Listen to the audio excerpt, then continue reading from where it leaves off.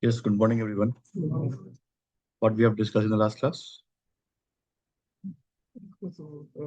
Network, network devices in that hub, switch, and bridge. That's all, right? Today we have to start with the domain we have discussed. So today we have to start with the routing, right? Routers. So before that, one scenario I will give. So let's consider that this is a one switch, and with this particular switch, we have connected multiple PCs. Okay, this is, let's say, PC1, PC2, and PC3. This is, now you tell me, in this particular, we have one domain because with this single switch, we have connected three PCs. Now tell me, how many broadcast domain do we have here? One, two.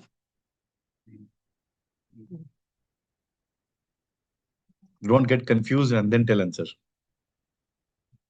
One, two, or three.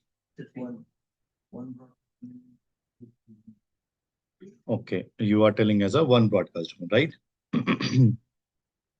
So let's consider I have taken one more switch. Fine. This is also a switch only. So with this switch also, we have connected certain PCs.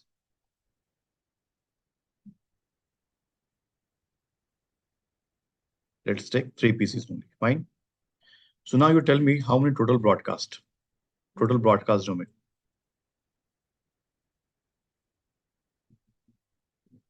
In all this diagram. We have two diagram, no? So you have to tell me how many broadcast domain do we have? So you are telling true broadcast. What about others? Tell me fast.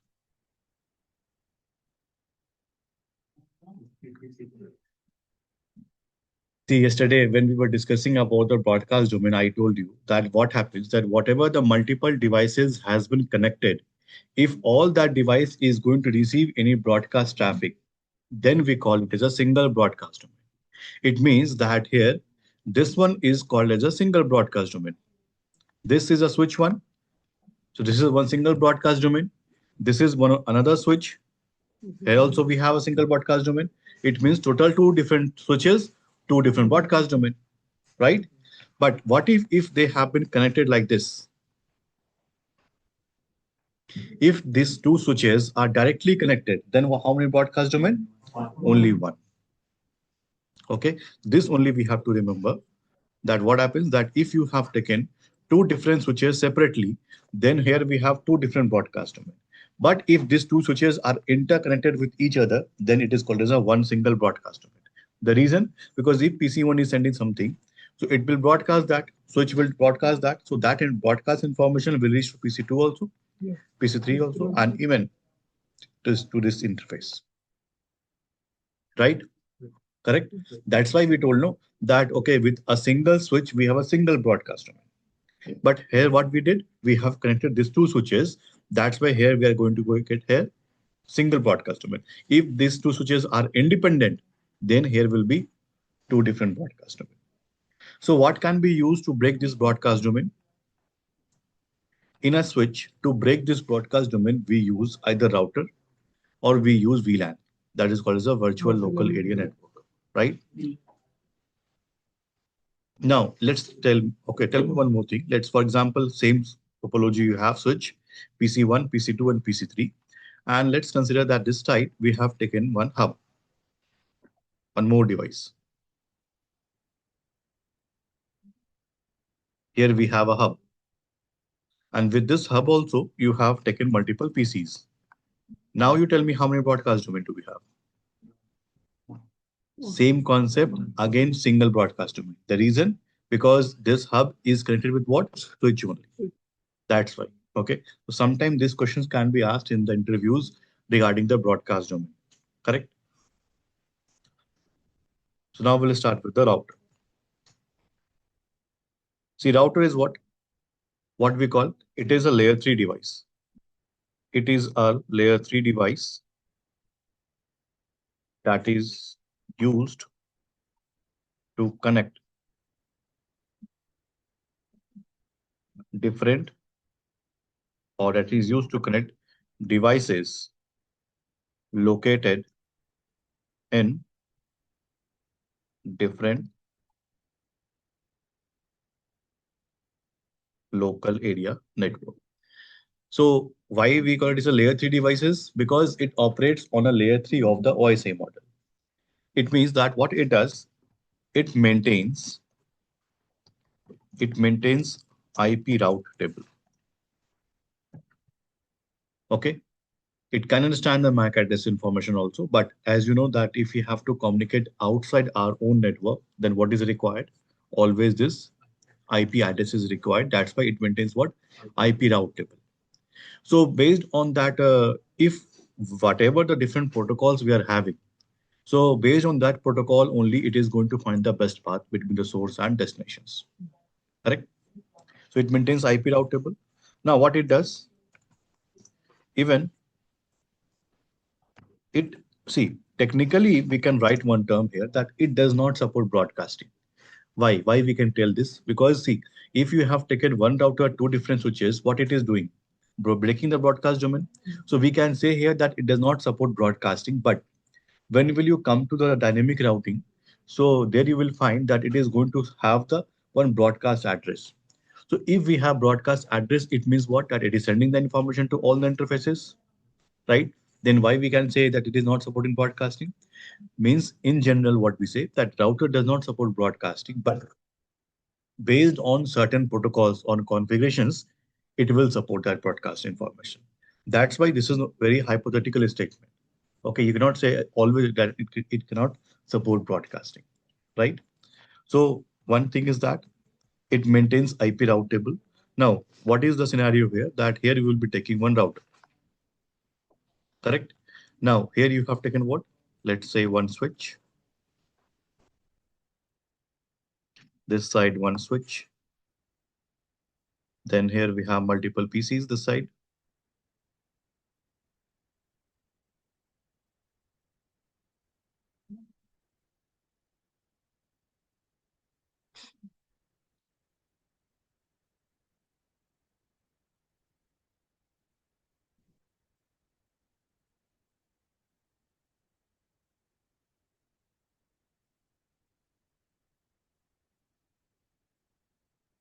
So this is going to be PC1.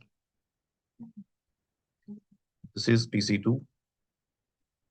This side we have PC3 and PC4. Now see, if PC1 and PC2 has to communicate, they does not require router here because these two PCs are in the same network. Same as if 3 and 4 want to communicate, they do not require this router. But if they have to communicate, let's say PC1 want to communicate with the PC3, what is required here? Router. And doing to one more thing is required. Apart from router, here default gateway information is required. See, what is there? Like whenever is this device has to communicate, this is one network. Let's consider this is local area network 1 and this is local area network 2. So like these two are the two different network. So if PC1 has to communicate with the devices located in different network, then this PC has to know that if I have to exit from this network, what is the exit point for exiting my this network? Let's say you want to go out from your home. You have to find no where is my main entrance gate or where is my main exit gate. Same as if this PC1 has to leave its own network to enter different network, what is required here? Default gateway is required. So always when we will come to the ICMP, when we will start studying about the address resolution protocol, there we will understand that routing means what? In the case of routing, it does not mean that always you will be using routing protocols, whether it is static routing or dynamic routing. Apart from that, what is required? Default gateway information is required so that it has to know. And you know that if let's say this is PC1 and this is PC2, so they both belong to a same local area network. So they both will have a same default gateway, right? Yeah. Even if you take here 10 PCs, all that 10 PCs will be having a single default gateway information.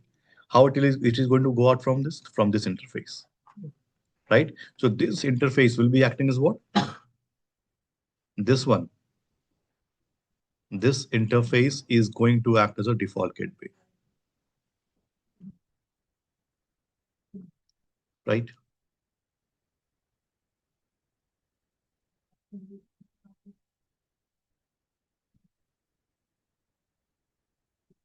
Correct.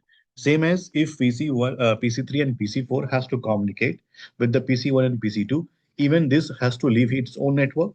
So for this PC3 and PC4, what is the default gateway? This interface, this one. So let's consider that this is your interface number G0/0, and this is the interface number G0/1. So here, what will happen? G0/0 will be acting as a default gateway for what? For the PC1 and PC2. Same as G0/1 will be acting as a default gateway for what? PC3 and PC4. So when we will specify the default gateway, we are not going to specify the interface number. What we will specify? The IP address configured on that interfaces will be acting as what? Default gateway, right? So one thing we discussed that router is what layer 3 devices. Then it maintains what? IP routing table.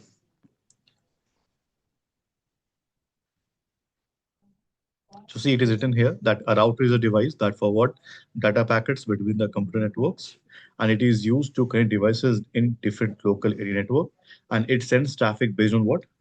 IP addresses. That's why it maintained what? IP route table. So if you will see here that this is one of the basic router, and even that is also fine that here we will be having less number of ports. The reason, because see, switches are used to connect end devices, whereas routers are not used to connect end devices. These are used to connect what? Different LAN environments, different local area network. That's why what will happen? This router will be having less number of ports compared to what we have in the switches, correct? And each interface of the router will be considered as a separate network. See, for example, if I have a router, on this router, I have interface G0/0. So this interface G0/0 is providing a one network. This is one network. Same as G0/1 is providing one network. If, for example, let's say I have taken one more network, let's say this side, and this interface number is what? G0/3 or G0/2. Then what will happen?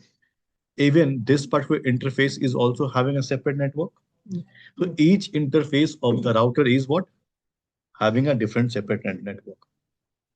Correct? No? Where this is not happening in the switches because it is having what? Same network. But here we have what? Different networks. Correct? So here what will be used? Examples of the routers, like we have different series of the routers. Let's say 2900 series of the router we have, 2800 series of the routers we have. So always what will happen? Whenever you have to enable the communications between different network, what will be used? A router. And what will be used apart from this routers? Routing protocols and default gateway informations. Correct?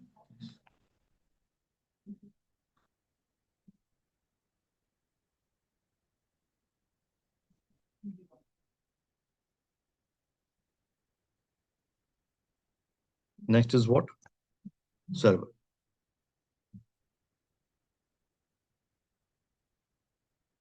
Server is used for storage,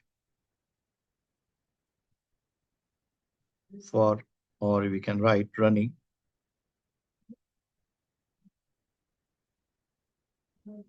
virtual machine, hosting applications or websites, right? It is used, server is what? It is a device. It is a physical device that is used for a storage purpose, running certain virtual machines, hosting certain applications, or having certain websites. See what happens. Generally, what is the sequence? Let's consider that here we have end devices.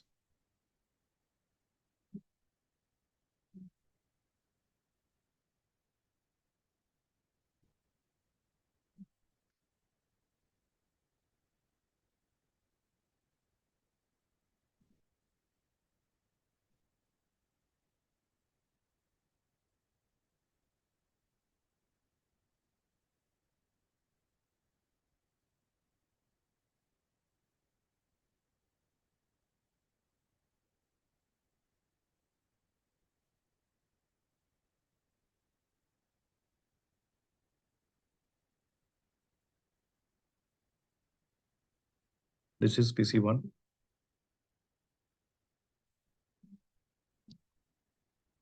This is PC2. This is a switch.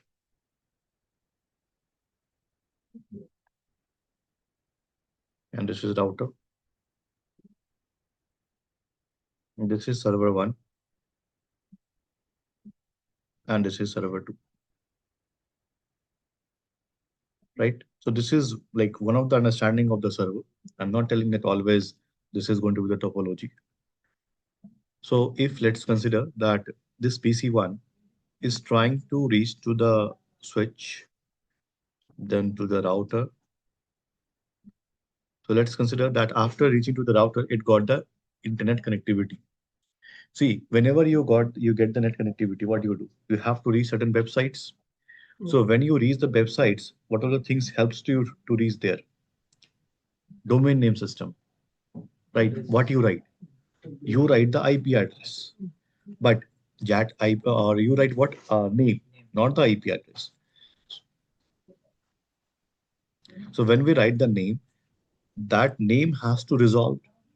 That name has to find the IP address of that particular websites. So who is helping you to find that? Domain name servers.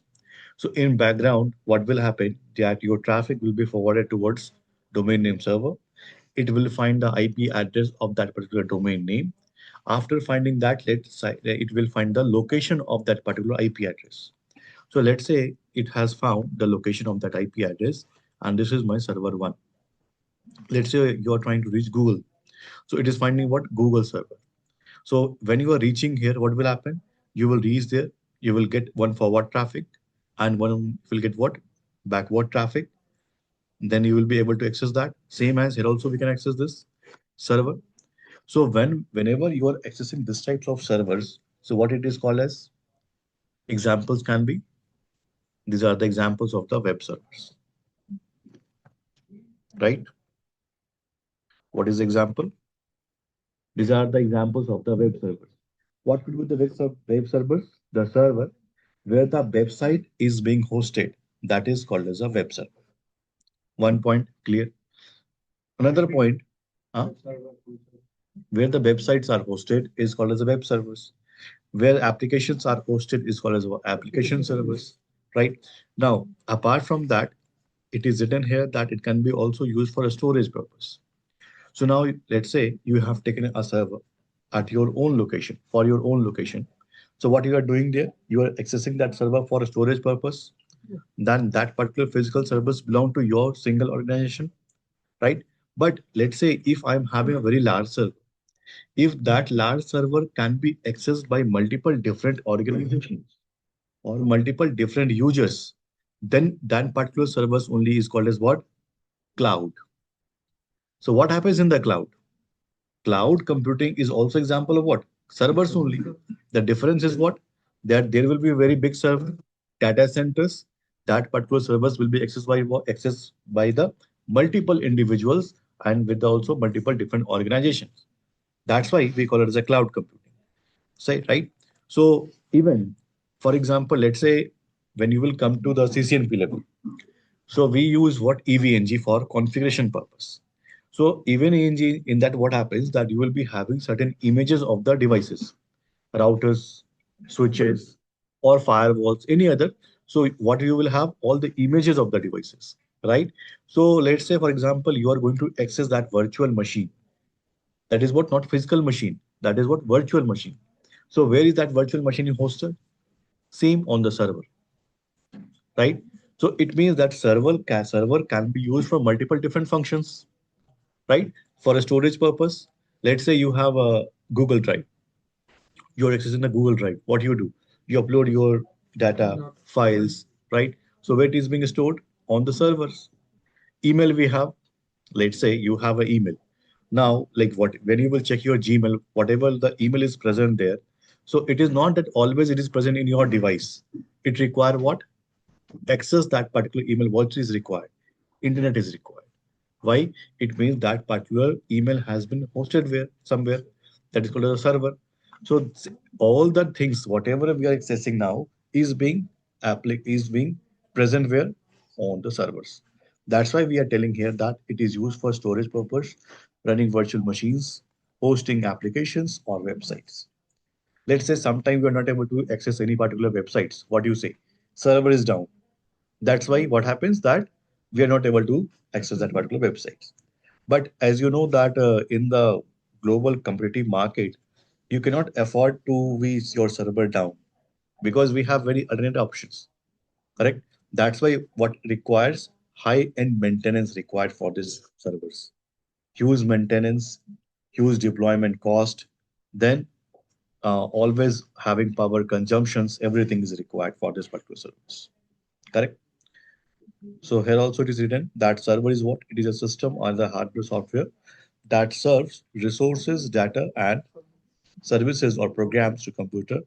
Now, what we have here, web servers that delivers the websites and web contents to the browsers, file servers, so stores and manages the files, application servers, DNS servers. So write the examples for the servers. Example is web server,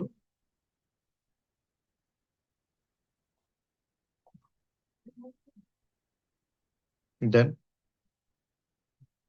application server, file server, or database server, we can say, correct? Then DNS,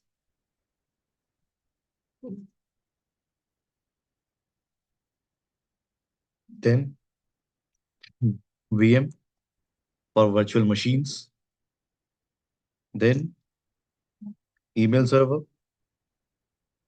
right? So these are the examples of the servers.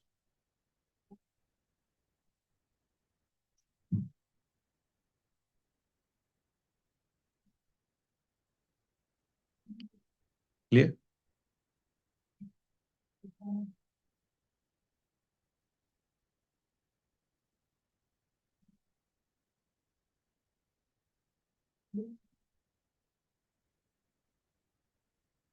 Next is what?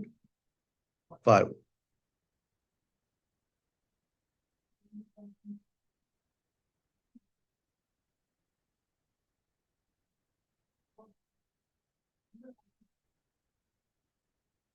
It is a security device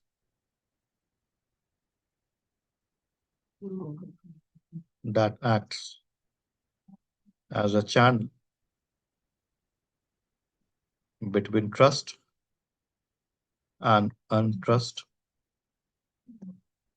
environment. It is a security devices that act as a channel between the trust and untrust environment. Now there can be a question, what is this trust environment? So you can write here that trust environment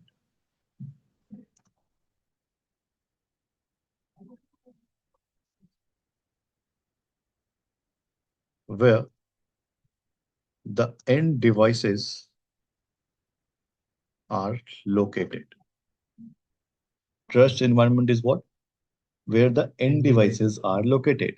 Whereas untrust is what? Untrust environment is internet, where you don't know what all the traffic will be coming from that particular internet. That's why if we don't know, it is going to be untrust. Trust is what? If end devices are connected, end devices are located, it means whatever the users that are using these end devices, you know them, right? That's why what we call trust environment. So what it does, it provides a security, means it is a device that acts as a channel between the trust and untrust environment. So in this, what we do, based on the policy, based on the policy and rules, we can allow or deny the traffic. Means what we will be doing here, we will create certain rules, we will create certain policies, and based on the policies only, either the traffic will be allowed or the traffic will be denied. Correct? Now, whenever you are denying the traffic, it can be any traffic, incoming traffic also, outgoing traffic also, let's say. So what we can do here, using firewall, we can control incoming and outgoing traffic, right? It means what? Let's say my devices will not be able to reach this particular service. Outgoing only. Incoming means, let's say it will be allowed to reach there, but it will not receive any traffic. That's why. So where you will create all these policies on the firewalls. How will you create these policies? Using, let's say, GUI or CLI, command interface or graphical user interface. Yesterday I told you that nowadays we have next generation firewalls that uses what? GUI. Yeah. What could be the examples of this firewall? Examples: Palo Alto. See, this firewall is also what? Physical device only. How we had this routers, switches, same like that only, right? So examples can be Palo Alto firewall, then checkpoint firewall. No, that is not a firewall. FortiGate, FortiGate firewall, right? Then Cisco ASA, so many firewalls. So most preferred in the market nowadays is what? Palo Alto, checkpoint, and FortiGate, right? And these are different courses also for the firewalls, right? If you have to understand about the Palo Alto, you have to do Palo Alto course. You have to understand about checkpoint, you have to do checkpoint course, same as for FortiGate also, right? So most famous is nowadays is Palo Alto firewall.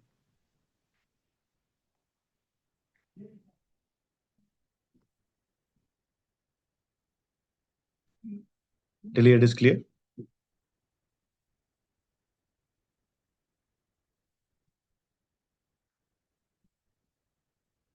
Same thing it is written that it is a network security devices that acts as a barrier between the trust and the untrust environments, and it monitors both incoming and outgoing traffic based on the policies that we have created. Next is what? Wireless access point. See, what is access point?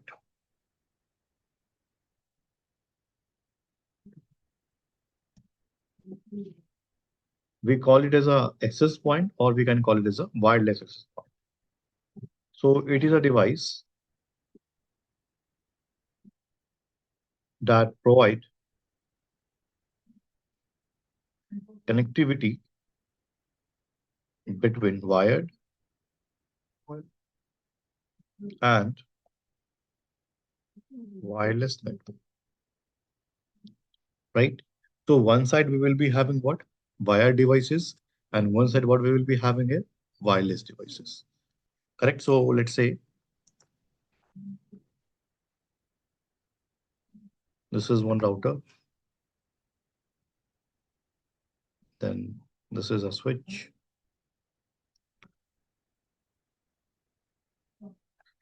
and this is a PCs, one PC.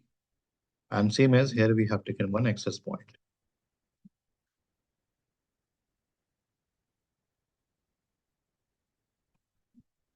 And this is router. This is switch. And this is access point.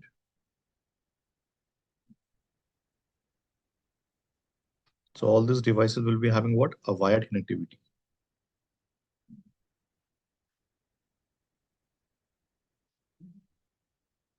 And if you have taken here multiple PCs this side also, but it is not going to have any physical connectivity between them. That's why we call it as a here wireless network. This side we have, and here we have the wired network, right? So you can write here, this is PC1 and PC2. And this is what? PC2. So this side we have is wired network.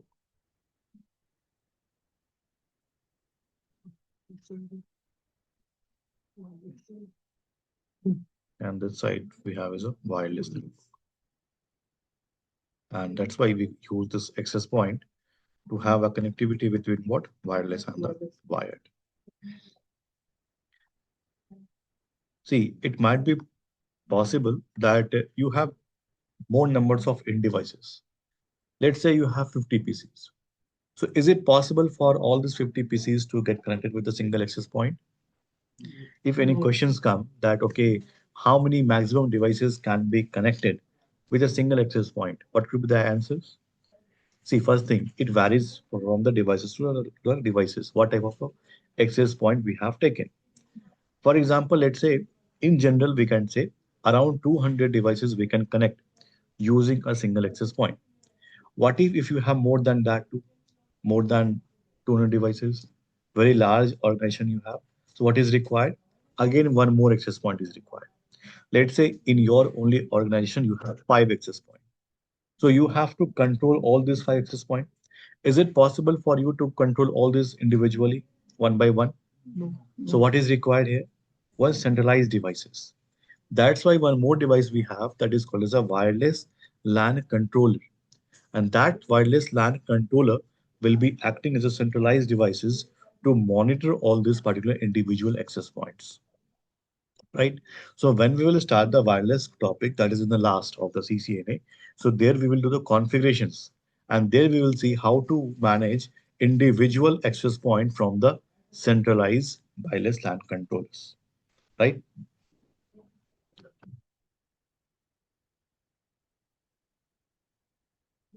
Correct. So it is written here that what it does, and he see here, it is also showing you that here we have a router, then we have as a internet connectivity we have got.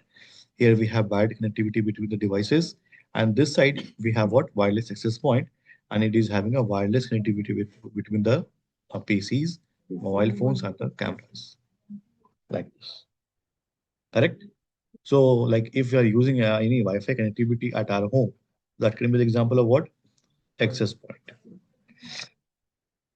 Till it is clear. Now we have types of communications. In the types of communications, we have four types of communication. That is called as a unicast. Now, unicast is what? One-to-one communication. It means, let's say if PC1 and PC2 is communicating. So what is this? This is the example of one-to-one communication. Then what we have, one is multicast. That is called as what? One-to-many communication. It means what? If let's say one-to-many means what? Let's say you have 10 PCs. Among that 10 PCs, all sevens are communicating one to all, one to many. For example,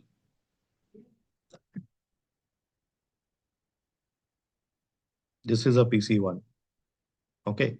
It is communicating with PC2 also, PC3 also, PC4 also, and PC5 also.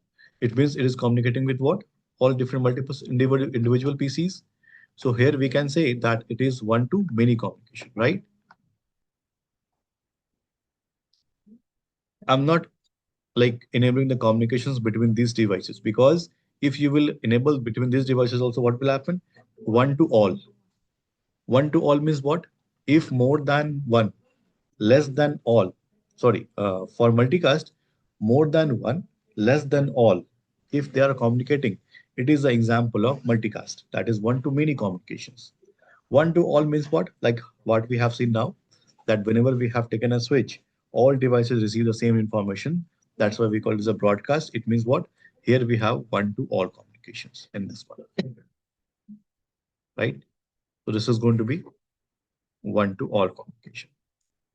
Then one more feature we have that is called as a anycast. Anycast, in this what happens that more than one node will be having the same address, and the message will be delivered to whom? To the nearest address. And generally, anycast is a feature of IP version 6. Okay. So we will be seeing this part in the IP version 6, where what will happen? Multiple individual ports is going to have what? Same IP addresses, and the information will be delivered to whom? To the nearest node, right? So one is what? Unicast, one to one, multicast, one to many, broadcast, one to all, and anycast, one to any, right? So what we can write here?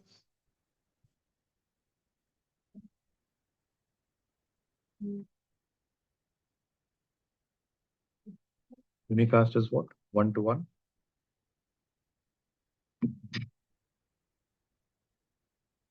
Then what is multicast?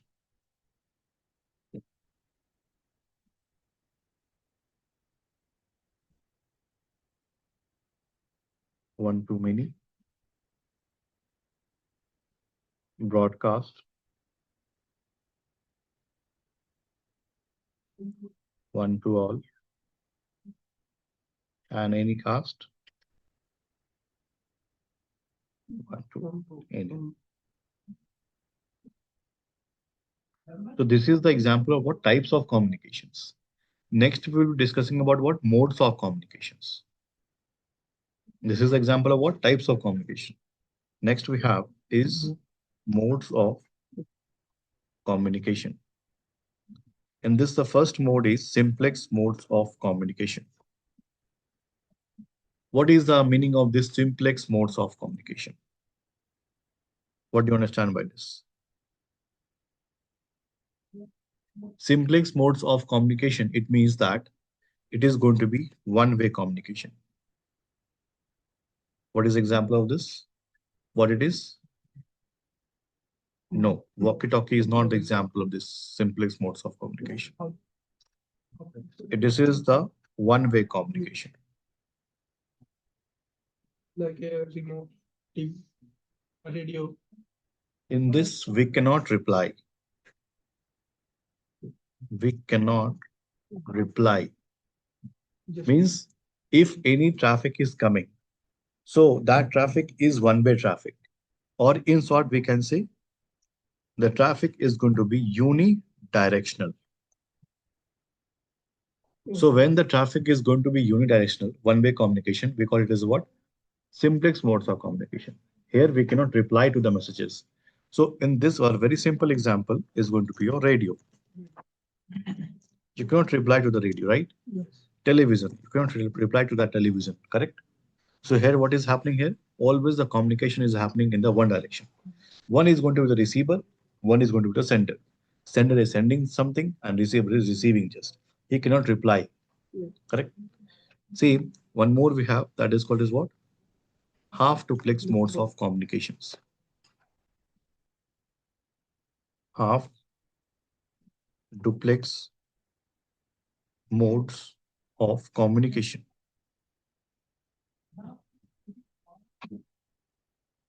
This is what? This is two-way communication. Or what we can say here, bidirectional communication. Right? Two-way communication or bidirectional communication. In this, what happens? In this,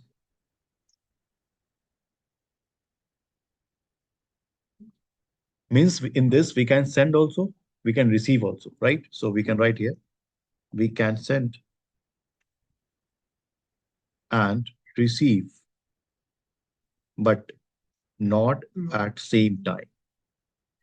Or what we can say, not simultaneously. Simultaneously, you cannot reply. You have to wait for a reply, right?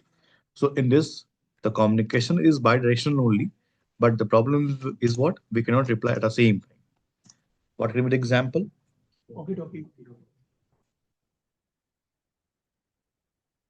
Walkie-talkie, hub, right? These are the examples. Physical devices.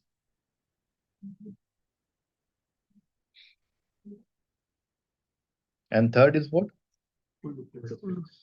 Full duplex modes of communication. It means what? This is also two-way communication. Or in short, what we say here also is it is bidirectional.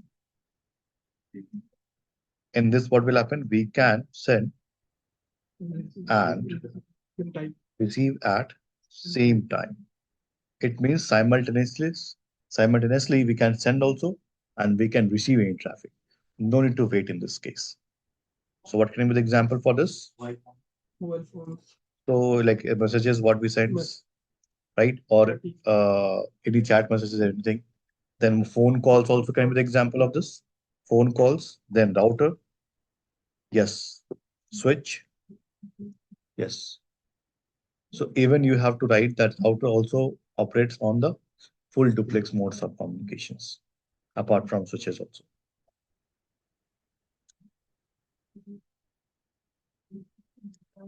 Till here clear? So we discuss about what router, then we discuss about what fire server, firewall, access point, then unicast, multicast, broadcast, unicast, and then modes of communication, right?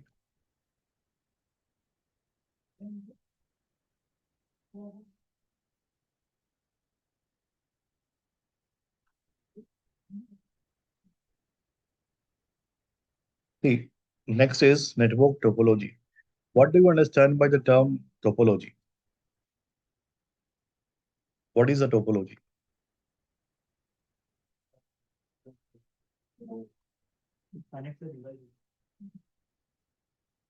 So topology is the logical and physical arrangement of the devices. What it is? It is a physical and the logical arrangement of the devices in a network that is called as a topology. Correct? So means how we are going to create the multiple devices in that particular location. That is called as a topology. What can be the example for this? But Topology, then star, star, ring, then ring, tree, tree, base, afternoon, hybrid. mesh.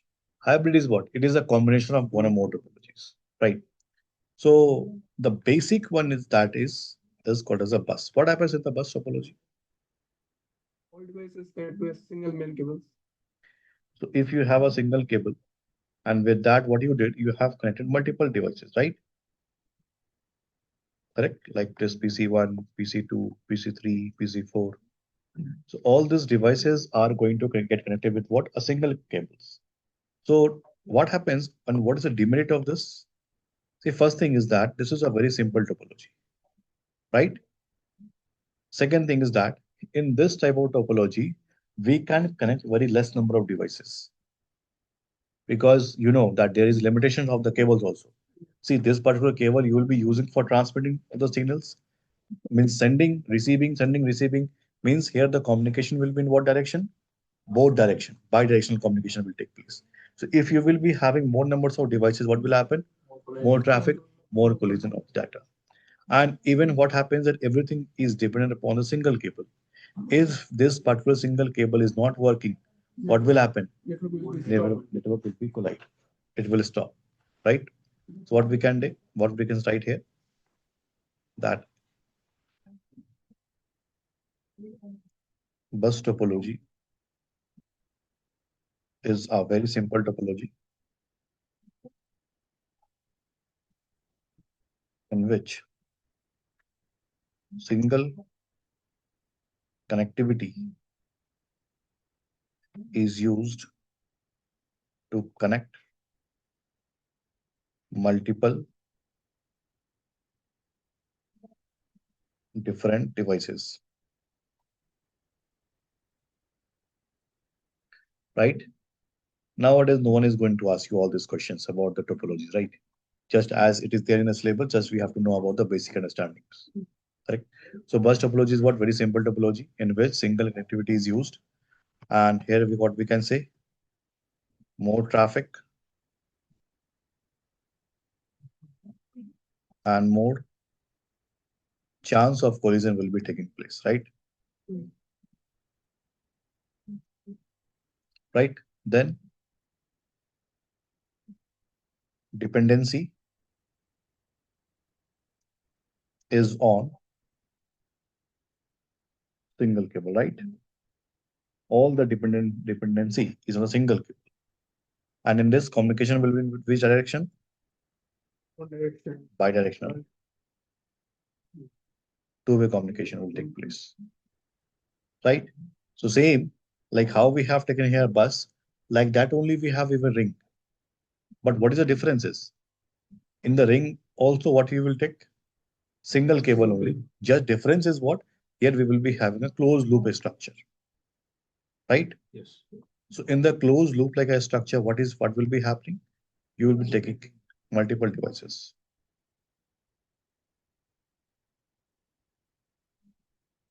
Correct? So what we can write here in this N ring, or we can write that ring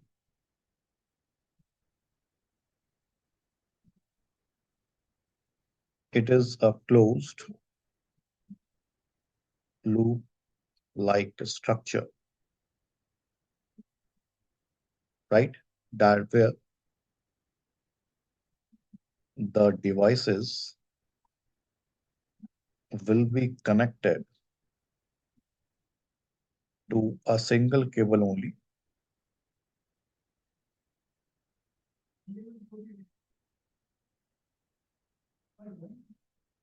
in a ring like a structure,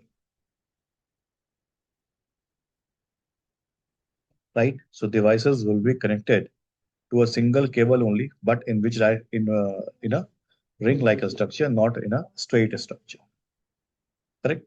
Now you tell me in this what happens? The communication is going to be unidirectional, and that too in which direction? Clockwise. Why? If they are happening if they are communicating using bidirectional, so there can be a chance of formation of loop or data collision. That's why we call it as it is prefer what? Unidirectional, clockwise. And here also the same problem that dependency is on what? Single connectivity. If it is failing, what will happen? Again, network will fail. So which one is the most preferred types of topology? Most preferred topology in a real scenario? Huh? No, no, star. So most preferred topology is star topology. So what happens in the star topology? All devices connect to a central hub. Central In device. star topology, the devices will be connected to a centralized devices. But if centralized device is corrupt, If centralized device is corrupted, then it will not work. You have to replace that. Huh? whole network will corrupt. Huh, fine. Why it is not good? Because it is providing a more number of ports. That centralized devices have more numbers of ports. First thing, multiple devices you can connect with that centralized device. That cables that you have taken, it is going to have any software components? No. No. This devices has centralized devices. Yes, it has software components. With this single cable, are you going to create any policies? No. Can you decide which traffic will be forwarded, which traffic will be not forwarded? No. With a centralized device, can we control the policies? Yes. Okay. We can do VLAN, we can do inter VLAN, we can do telnet, SSH. Remotely, you can access the devices. So very like more advantage is there. No. So many facilities you will be getting here, right? You can control the network traffic. It is not that always you will be using what firewall only to control the traffic.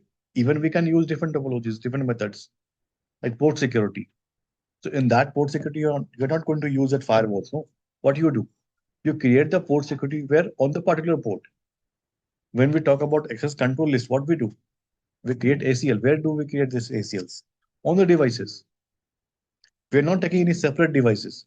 On the router only we will create. On our switches, we will create port security. Okay, that's why it is providing you what? Very advantages, right? So the devices will be connected to what?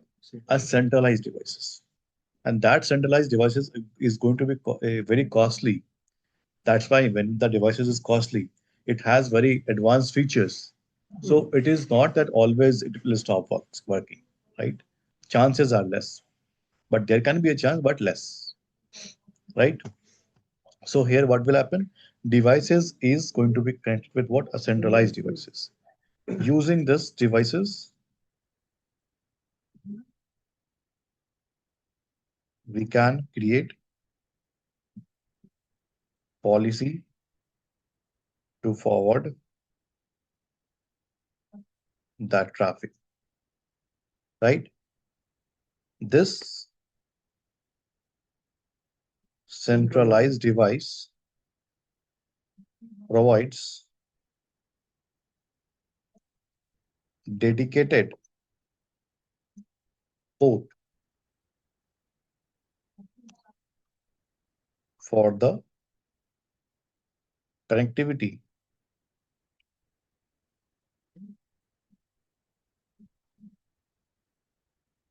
What it provides? It provides this centralized devices provides a dedicated port for the connectivity. How we have seen in the case of switches that it was having different ports, right? See here. What this is? These are the ports only where we can connect multiple devices, right? And if single port is not working, it is not going to affect other ports. No? Each other port will be working, right? That's why it provides you a centralized system. And most preferred in the real scenario is this star topologies. Correct? Yes.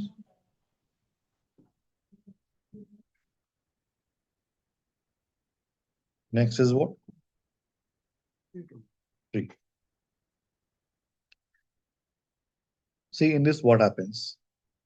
To understand this tree topology, you have to understand that we are going to have a very large organization. In that only, we will be preferring this particular tree topologies. See what happened. Let's consider that here you have taken, here we have a one organization. Then it has different departments. Okay.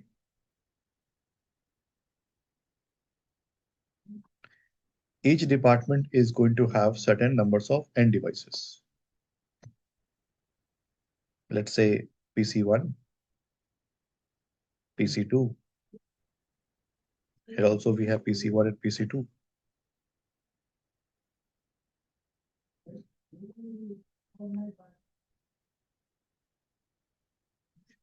See, you imagine that in this each department we have 20 PCs.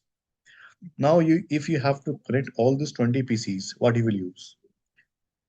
You're not going to use bus, right? Most preferred is what? Stars will use star only. Let's consider we have taken one switch. Here also we have connected one switch. Here also one switch. Here also one switch. See, I'm not telling that these are different networks. These are the same network. Consider that you have 20 PCs here, 20 PC here, 20 here, and 20 here, total 80 PCs, right? And the switches that you have taken is going to have 20 ports only, not more than that. So if you have 80 PCs and switches that you have taken, it has only 20 ports. So what is required? Four more switches are required. Yeah. That's why I have taken what? Four more switches. But these are what? Different departments, but of a same network. I'm not telling of different network. It is of the same network. So what will happen? You will connect like this. With this connectivity, what is going to happen?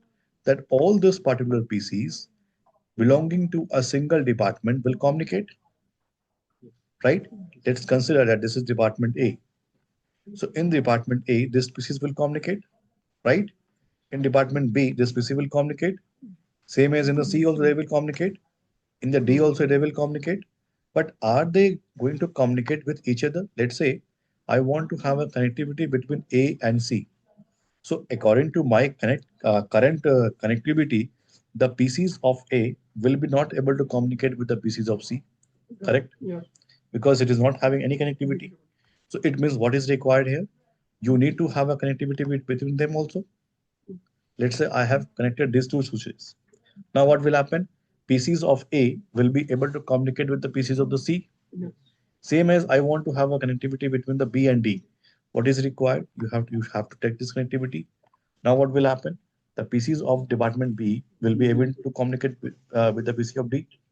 It means now A and C is communicating, B and D is communicating. What if I want to have the connectivity between A and D? As of now, it is not possible, Yeah. right? So always when you will connect directly to the devices, what will happen? Dedicated port is not there. If it is there also, what will happen? You have to create so many policies. So what you want? You want to have a centralized system. So what we can take here? One more switch, correct? And what will happen? These two switches connected, connected. These two are connected, these two are connected, and these two are connected with a centralized switch. Now they all the devices located in this department or in this organization will talk and will communicate up with each other. Correct or not? Now you tell me that in the tree what happens? We have root, we have branches. Don't you think that this switch is acting as what root? Right? It is providing you the connectivity with all other devices. Whatever the numbers of the connectivity that you have taken, it is like what branches. Correct? So it means here we can say one more thing. That tree topology is going to be very complex. See, this drawing is only complex. What will happen in the real scenario? Right? So tree topology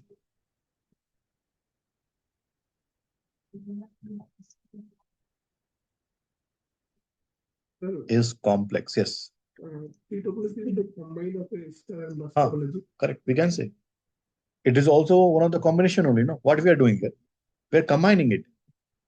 What we have combined, like a star topology, we have combined. Even we have used bus, like we have taken one connectivity between A and C switches, right? So we can say that this tree topology is a combination of one or more topologies. Second thing, what we can say, this tree topology is what complex topologies, very complex to design. What it require? What it require more devices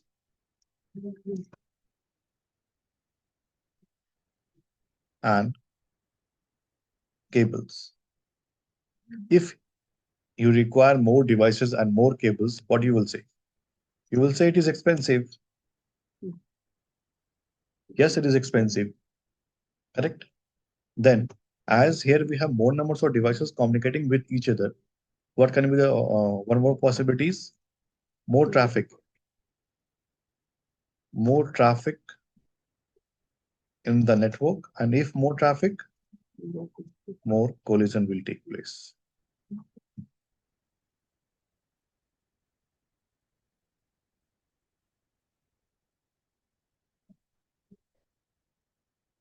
So where we can prefer this tree topologies? In the large organizations, right?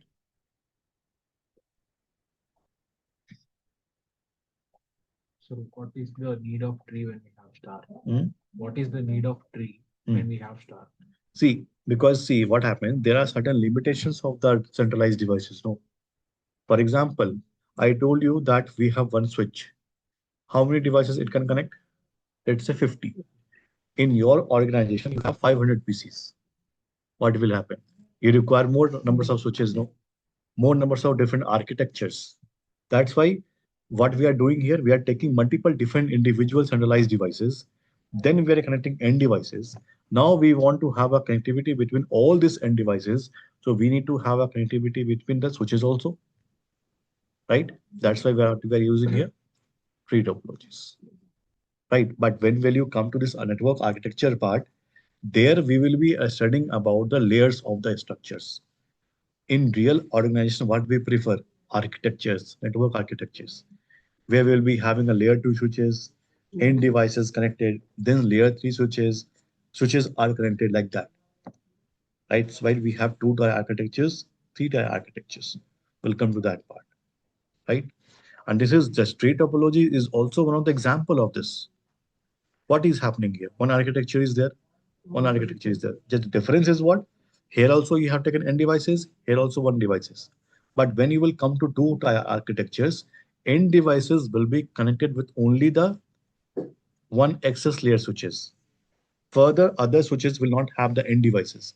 Further, other switches will connect only the switches only, right? So in the real organization, what we prefer? Network architectures is preferred, correct? To avoid this complex topologies, to avoid this more traffic, to avoid this more complex, or we can say collision of the traffic, and to provide what? Backup and redundancy. Okay, we'll come to that part when we'll start the network architectures. As of now, it is clear.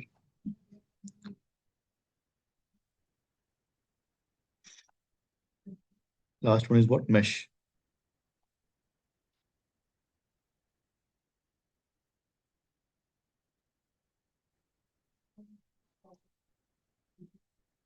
What happens in the mesh topology? In this, every device is connected with each other.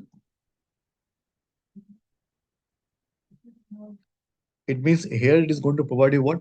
Different alternative path, alternative option to reach any specific devices. Let's say, for example, we have taken here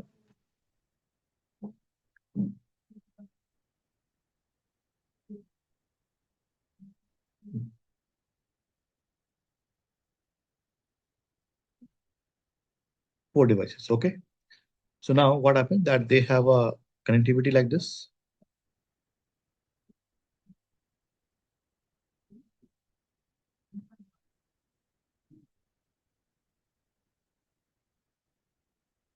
Right? Apart from this, even we have some more connectivity like this. It means it is providing a what? Alternative option to reach any particular devices. Let's consider this as PC1.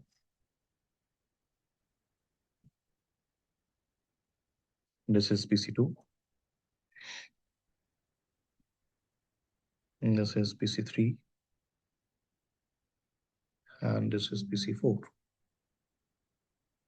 Now, if PC1 and PC2 is communicating, if the link between them is not working, even it has alternate options to communicate, right? Same as for the PC1 and PC4 also, if one of the link is not working, it is going to have alternate options to communicate, correct? But what is the challenge here in the mesh topology? See, for example, here you have taken how many PCs? Four. How many connectivity is required? One, two, three, and four, five, six. So if you have taken here four devices, six connectivity is required. What if you have 40 PCs? More cables is required, no? There's one formula also for calculating this. I think n into n minus 1 upon 2. N into n minus 1 upon 2. This is the formula. N into n minus 1 upon 2. Whereas n is what? Number of devices. So it means that if we have taken four devices, so I think 4 n minus 2, 4 minus 1, 3, 4 is a 12, 12 minus, divided by 2, 6. Yes, correct. This is the formula. So here if we have taken four PCs, so if you'll put here 4, so 4 into 3, 12, 12 upon 2 is going to be 6. So that like this only you can calculate if you have taken 50 PCs, how many numbers of connectivity you require here. Correct? No? So that's why it is going to be what? Again, same complexed, right? So mesh topology is also the example of complex topology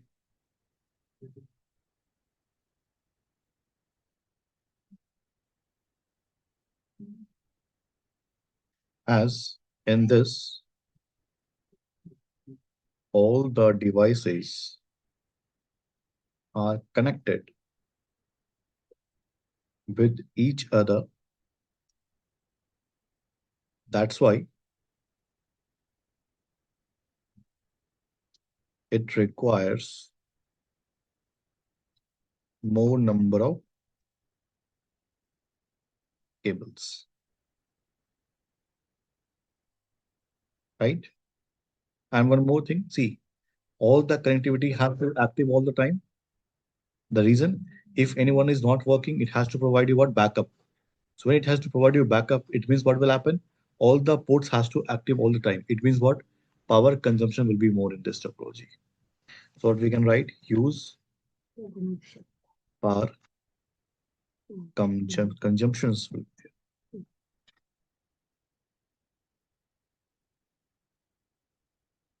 clear till here. You got the idea about all the topologies. So what is being preferred? Most preferred is what? Star. What about online students? Is it clear till now? Till now, you have any questions, any doubt?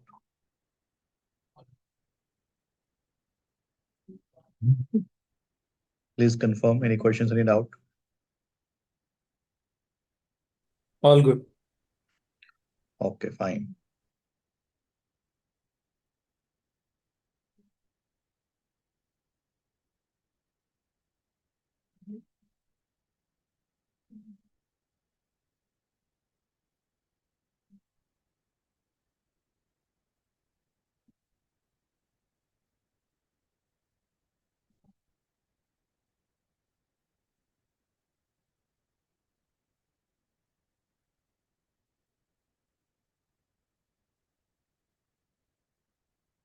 Right? So we have discussed all this. A star is what? It is a design in which one central device is connect several others so that if you drew the links in all directions, the design would look like a what? A star. That's why we call it as a star topologies.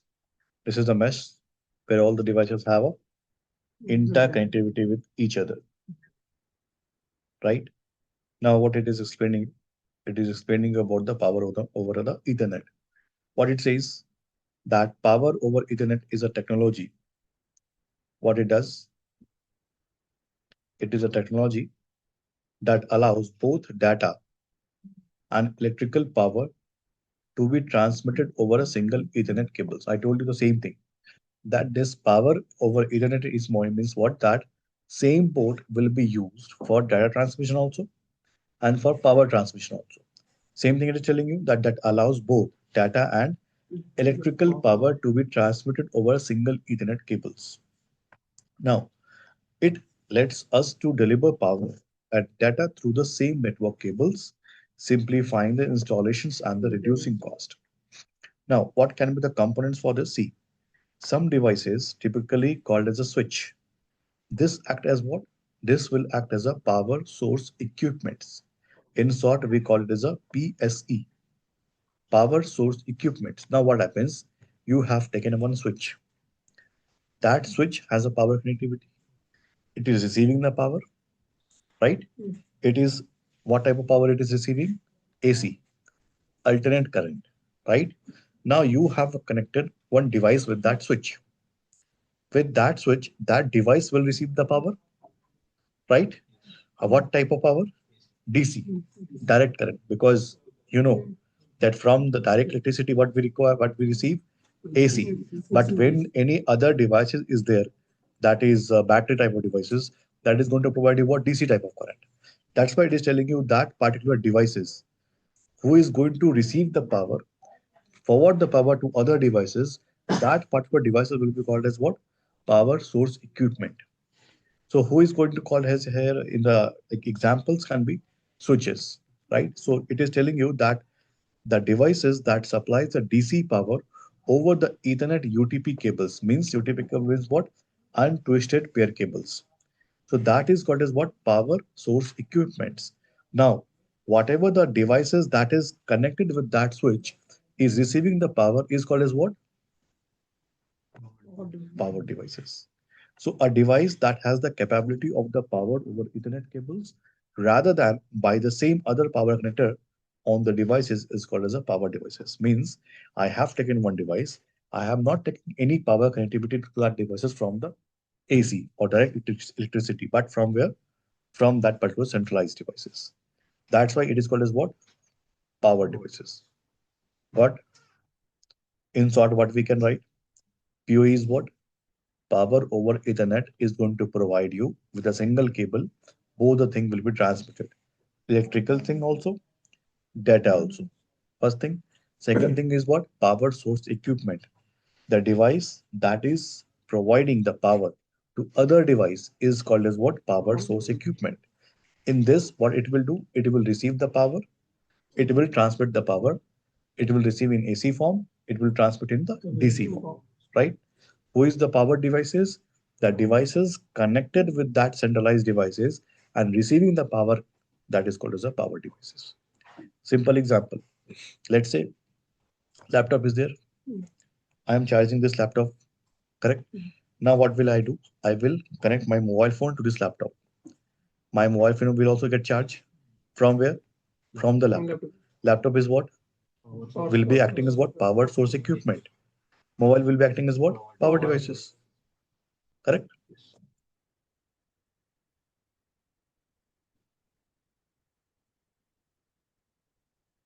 And same thing it is written in the topology in this diagram also. That see here. That here we have taken one power source equipment in a device is there. That is called as a switch. Correct. And here we have a AC power outlet. So it is receiving the power. What it does, here we have one access point connected. And this is what? One phone is connected. So they both are receiving the power from where? The switches. That's why here the switch will be called as what? Power source equipments. And this will be called as what? Power devices. So note it down, this type of topology, because this is a symbol of switch. What is symbol of switch?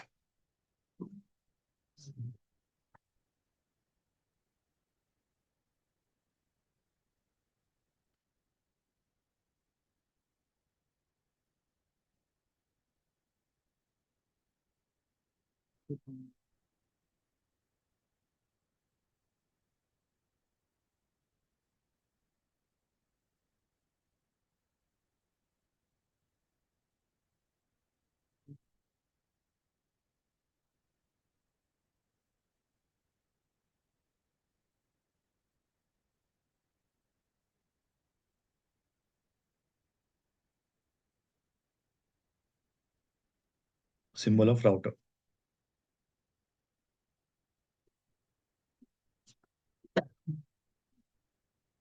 Right? Then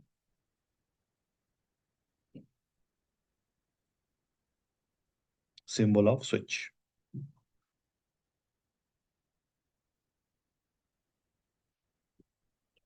For access point,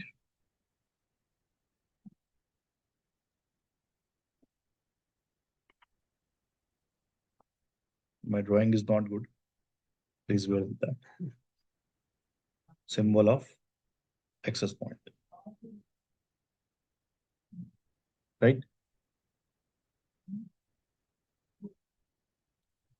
Now, if till here it is clear about the devices, about the topology, then we will start with the IP address. IP version 4. Today, I will give you the short introduction about the IP version 4. We'll not start the submitting part, but we'll give you all the idea about the IP addresses, right?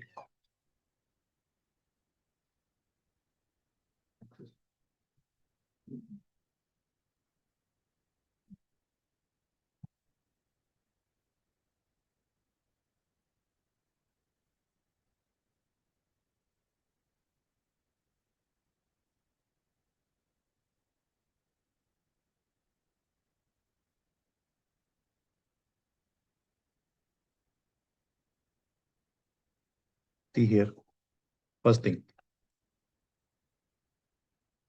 IP is what? IP stands for Internet Protocol,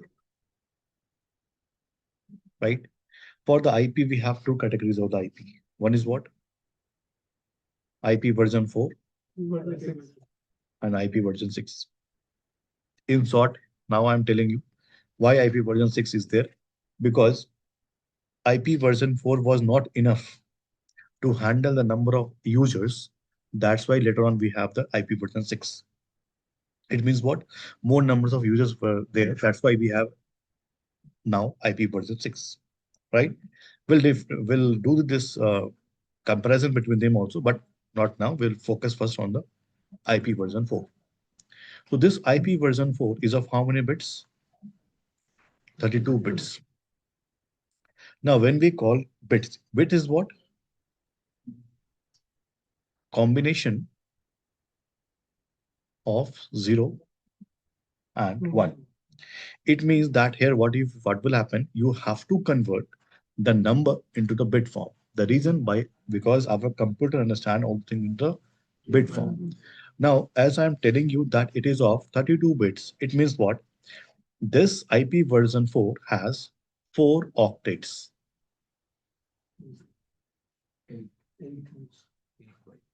Right? It means what? 1, 2, 3, and 4. And each octet is of how many bits? 8 bits. This is of 8 bits. This is of 8 bits. This is of 8 bits. and this is of 8 bits. That's why we call 8 into 4, that is going to be called as a 32 bits, right? This is one octet, second, third, and fourth. All this octet will be separated using what? Dot, right? So first thing is what? IP version 4 is of 32 bits. It has 4 octets. Each octet is of how many bits? 8 bits. Now, what is the range of this IP version 4? Range. Range of the IP version 4 is from 0 to 255, right? Now, when we call it as a 32 bits, what is the meaning of that? 2 power 32. It means that this many IP addresses you will be getting here, 2 power 32, right? But when you talk about the IP version 6, it is of 128 bits. It means here you will be getting here 2 power 128. It means compared to version 4, I will be getting more numbers of IP addresses in the version 6, right? Correct? Now, this point is clear. Now see, what is written here? IP address is what? It is an unique logical address that is used to identify a node in a network. IP stands for what? Net protocol. An IP address is what? It is a string of numbers that is separated by what? Dot. It has 32-bit in size. It has 4 octets, and each octet is of 8 bits. And the full IPv4 address range we told as a 0 to 255, but if you will write, it is 0 dot 0 dot 0 dot 0 till what? 255 dot 255 dot 255 dot 255, right? Now, see what happens that each octet is of how many bits? 8 bits. So how will write this 8 bits? Like how will you write the number into the bit form? See, two options are there. Let's say if I am telling you that you have to write this 240 into the bit form. Now what will you do? See, there can be only two composition, right? Either it can be 0 or it can be 1, right? Don't sleep. What is the timing? 12:30. Okay, you have not taken your lunch also and got sleeping. Why?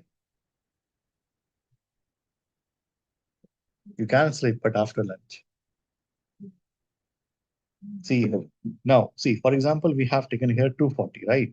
Now, you know that there can be two, either it can be 0 or it can be 1. It means two methods are possible here. So if two possibilities are there, means we can divide it by 2. So divide it by 2, what you will get? 120. What is the remainder? 0. 240 is there, no? So we'll divide by 2. So 120, remainder is 0. Again, you divide 60, remainder is what? 0. Again, 30, remainder is what? 0. 215, remainder is what? 0. 2 sevens are 40, remainder is what? 1.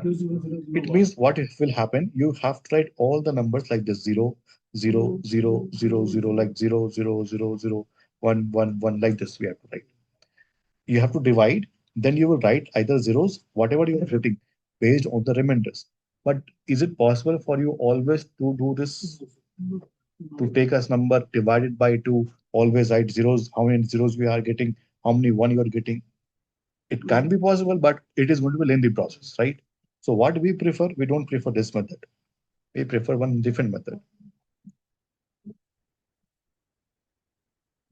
So what we write here, first we will write 2 power 7. Why we are writing till 7 also will come back, okay? See, then we will write 2 power 6, 2 power 5, 2 power 4, 2 power 3, 2 power 2, 2 power 1, and 2 power 0. See, you know that each octet is of 8 bits. 8 bits means what? If I am starting from 0, I have to end it at 7. Then I will get 8.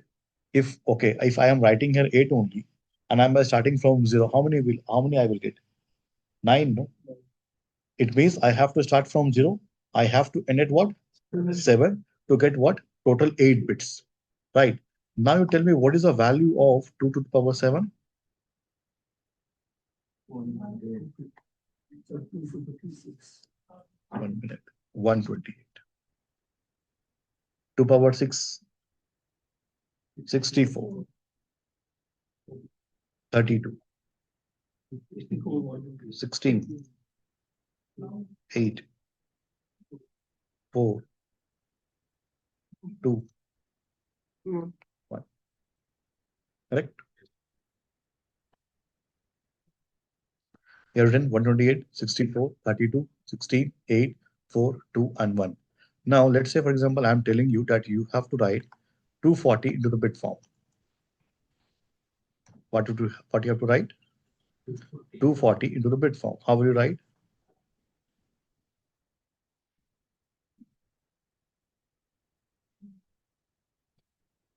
Okay, let us write first 128. I am telling you to write 128 into the bit form. To write 128 into the bit form, what will you do? That whatever the number you are using, you will make it 1. Making it 1 means what? Making it up. Whatever the number we are not using, we'll make it 0. 0 means what? Make it down. So here to write 128, are you going to use 128? Yes. Make it 1. Are you going to use 64? No. Already I have taken 128. If I have taken 128, it means I have to leave all these numbers. So what is the value? 0, 0, 0. Right? Now I want to write 192. Now you tell me that anywhere 192 is written? No. No. What is written? 128. To reach 192, you will use 128? Yeah. Yes. Then will you use 64? Yes. Yes. You add 128 plus 64, 192. It means I will use 64 also. I will not use all these numbers, no? Right? What we will do? 0, 0, 0, 0, 0, and 0. Same as tell me for 224. You will to reach this 224. Are you going to use 128? Yes. Yes. 64? Yeah. Yes. 32? Yes. These all numbers? No. For 240? 1, 1, 1, 1, 0, 0, 0, 0. Now tell me for 48. 0, 0, 0. For 48, we are not going to use 108, no? So make it 0. We will not use 64, make it 0. We may use 32. So we'll use, okay? 32 plus 16, we got 48 only. And rest will be all 0. Correct? Now, if you have to write all to 5, can I rub this? Or do you want to write this? Okay, first, what do? You write 1, 2, and third. Note down first. First, second, and last one.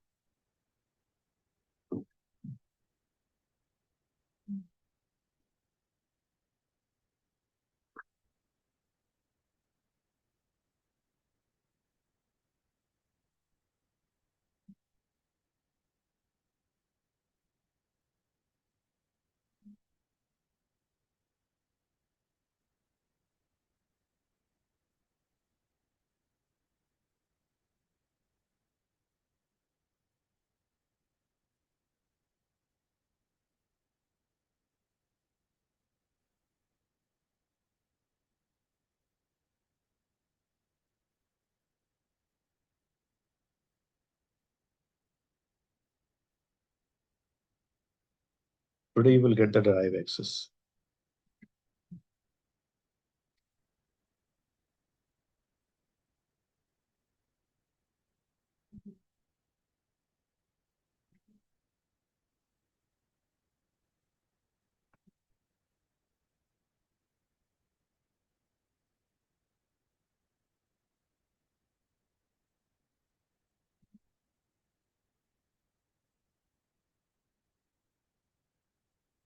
Done.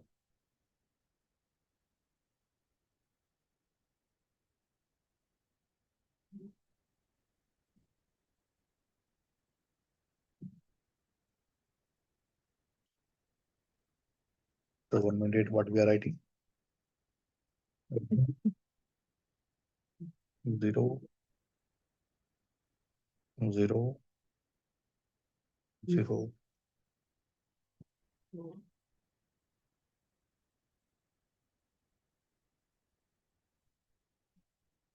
Okay. 4255, One. all one.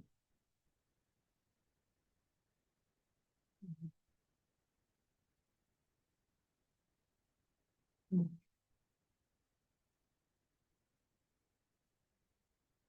4255, what is the value?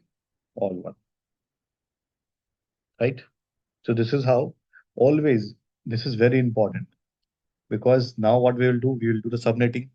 Always we have to convert the number into the bit form, and then we have to write the values. So that's why it is important to understand this part, right? Next, see what it says. That what is the meaning of this addresses? It says that addresses in the same subnet are not separated by what? Router. That is fine also. Same subnet means what? Same subnet means we have taken one switch, and with that we have connected multiple end devices. So all these end devices and this particular switch belong to a single subnet, right? If they have to communicate, router is not required here. That's what it's telling you, that addresses in the same subnet, routers is not required, and that is not separated by the routers. But addresses in a different subnets are separated by what? At least one router. It means, for example, if you have taken one more switch this side and again multiple end devices, this is also one common subnet. Now, if devices has to communicate from this subnet to this subnet, what is required here? Router is required. Correct? That's why it says in the same subnet, it is not required. In different subnet, it is required. And same thing, it is explaining you also that this is one subnet, this is one second subnet, and this is a third subnet. See, between this router interfaces also, this is one network. Okay. See, this is one network, this is one another network, and between them is also one network. Right or wrong? Right? No, because you know that I told you that each interface of the router is acting as what? Different network. So this one interface, network number one, this interface of router two, network number two, and between them also one more network, that is network number three. But don't you think that this is going to be what? Common network? Why common? For this interface, this is the network, and for this interface, this is the network, and they both are what? Directly connected. If they are directly connected, this is going to be a common network. Means same network.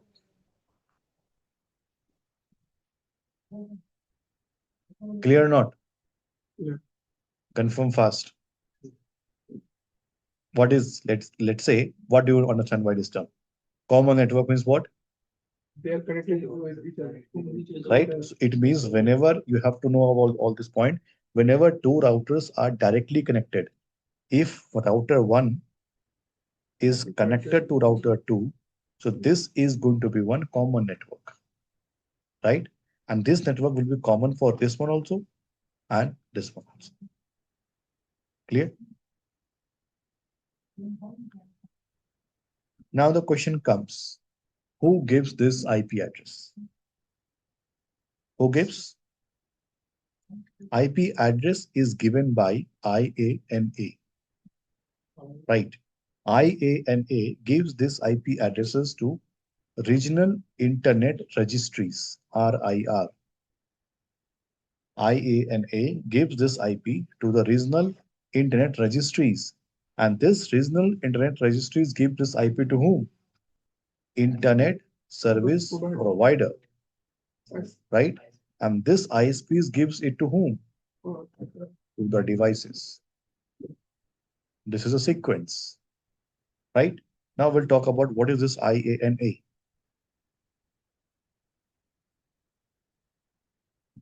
This is Internet Assigned Number Authority. That's why we call it as a IANA, Internet Assigned Number Authority. What it does, it functions operators and allocates the IP addresses to whom? To the 5 regional internet registries.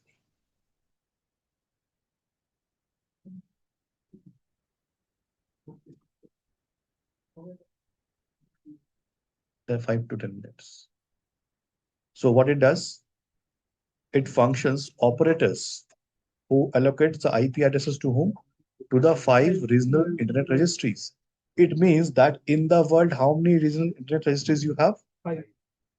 5 regional internet registries you have in the world. And INA is single. Where is INA? US, right? And what it does, it is having in the world we have 5 regional internet registries. And what it does then, this RIR then allocates the smaller IP addresses block to the ISPs and other network operators. Right? Now see how many regional internet registries we have and what are those. See, here it is written that regional internet registries were established to assume this, that regional allocations and management role in the cooperation with the IANA. So there are 5 regional internet registries. One is EPNIC, one is ARIN, one is RIPENTC, one is LACNIC, and one is AFRENIC. Okay. See, this one, APNIC, is for Asia Pacific. ARIN is for North America. This is for what? Russia, Europe. This is for Latin America. And this is what? Africa. India comes where? Ethnic. Asia Pacific. Right? Now you see, what is your task? You have one task for today. You will search about IANA. You will visit IANA website. Second task, you will write full form of APNIC, ARIN, RIPENCC, LACNIC, and AFRENIC. Tomorrow I will see your notes. Right? You have to write this. Full form of all these things. Then what you will do, you have to visit IANA website, search about that. Right? Not required, but I want you to know about all these things. Correct? Done?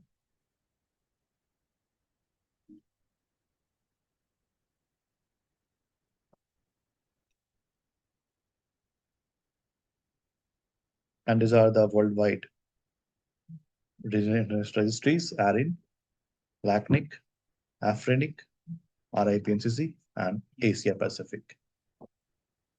Clear? Now, see, the IPv4 has been divided into different classes. IPv4, I will share all these PPTs, don't worry. I will share all. See, IPv4 is divided into different classes. Class A, Class B, Class C, Class D, and Class E. What is the range of Class A? Class A, I think reserved.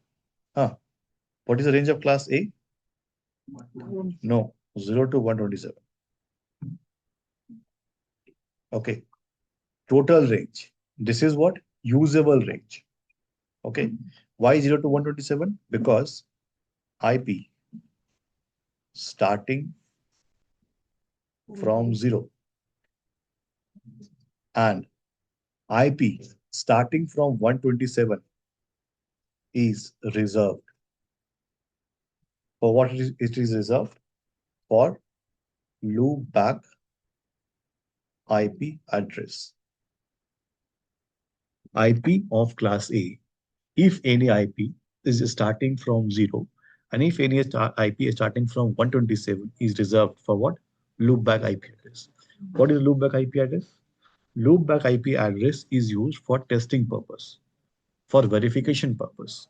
Let's say, for example, you have configured, you have an IP on your laptop. You want to check, you want to check whether I am able to reach somewhere outside my network using my laptop or not, right? You don't have any IP address.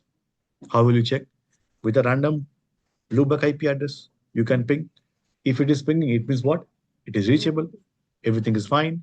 So this loopback IP address is what is used for what? For testing purpose. Correct?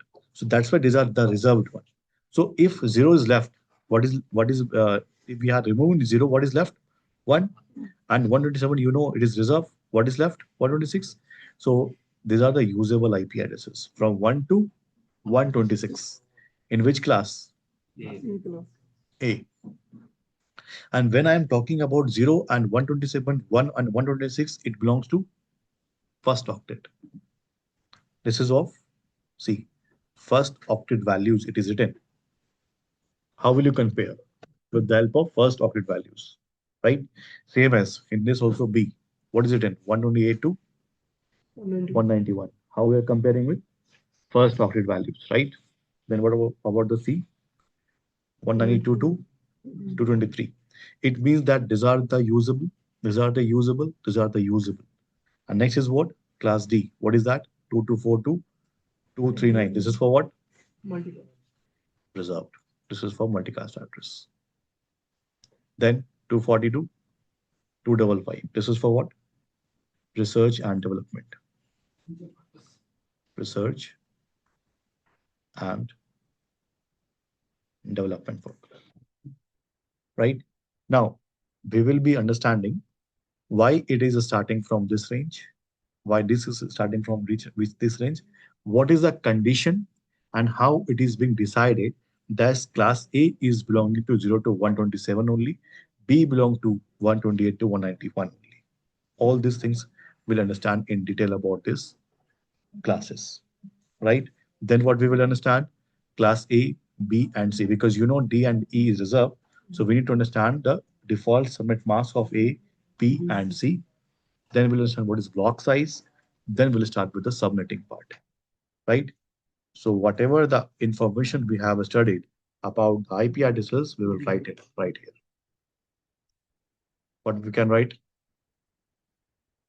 IPv4 is of 32 bits, right? Next point. Okay.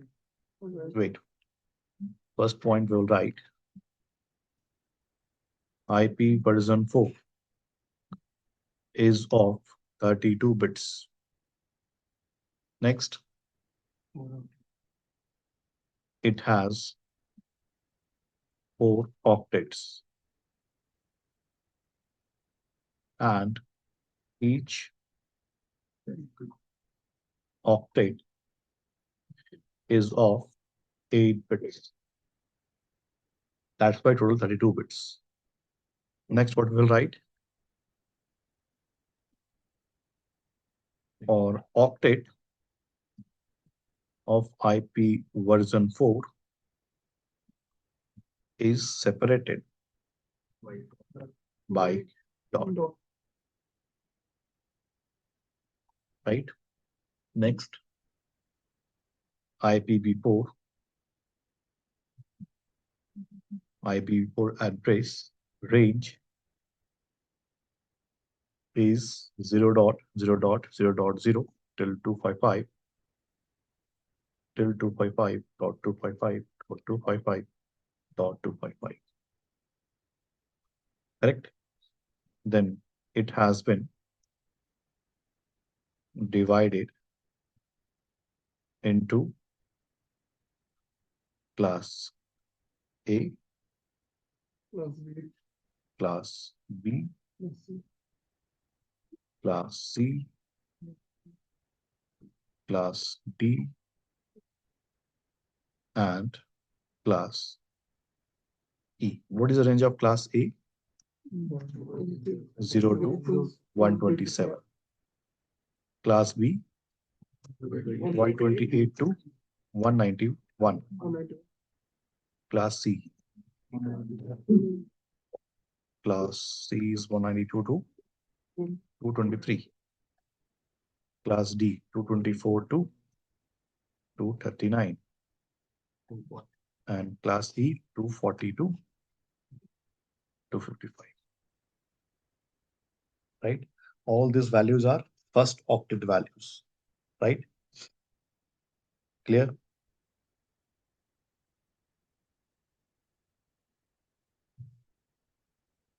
IPV4 address is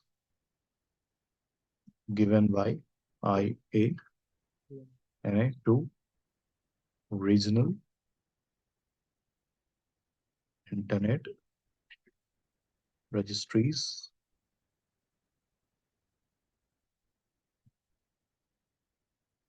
and further to the ISPs. Correct? Yes. Then tomorrow we'll start with what? Classes. Why this is the range of each classes. Then private and public IP differences. Then we'll start with the subnetting part. Okay. Any questions? Today what we have done? Devices we have discussed. Topology we have discussed. And then just we have to start with the IPv4 addressing. Okay. We'll stop the recording.